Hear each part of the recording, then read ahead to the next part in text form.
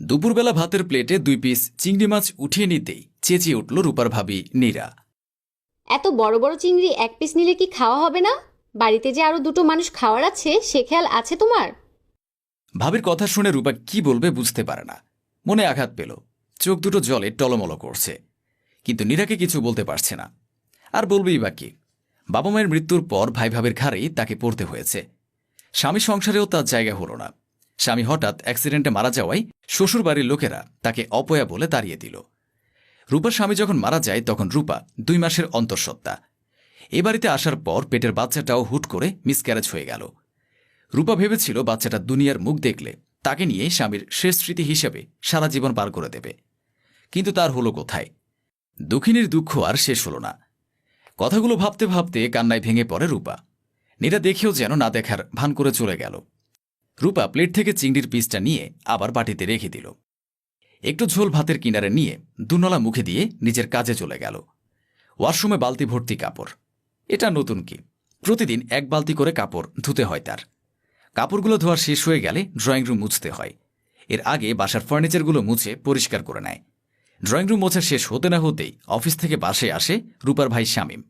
রূপা ঘড়ির দিকে তাকায়। বিকাল 4টা বাজে। শামীমকে আজ এত তাড়াতাড়ি বাড়ি ফিরতে দেখে রূপা একটু অবাক হয়ে যায়, কিন্তু কিছু বলে না।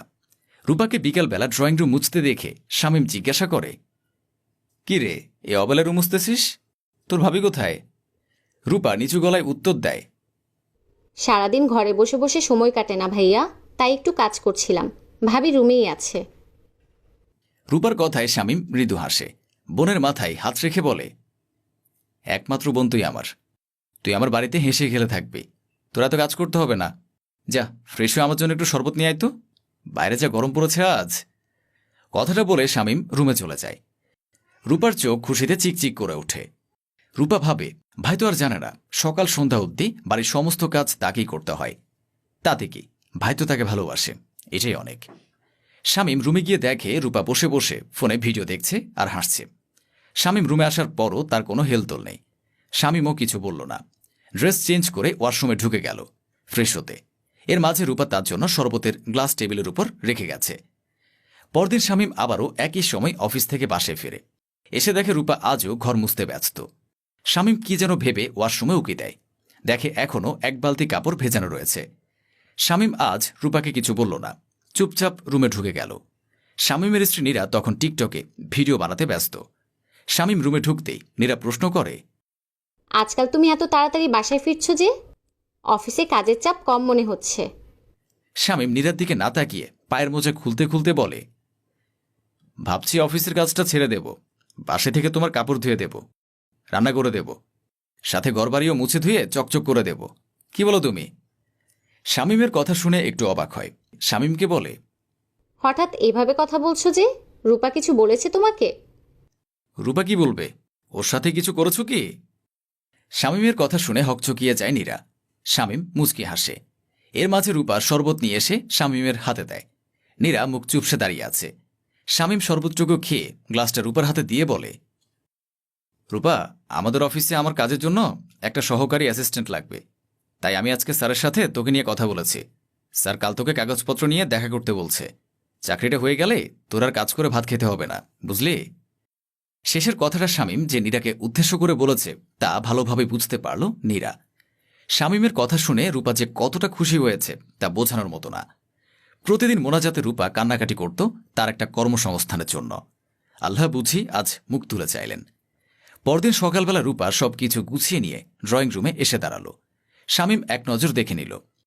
পেছন থেকে বেনিটা সামনে এনে দিয়ে শামীম বলল, এইবার ঠিক আছে, আজ থেকে তুই আমার অ্যাসিস্ট্যান্ট।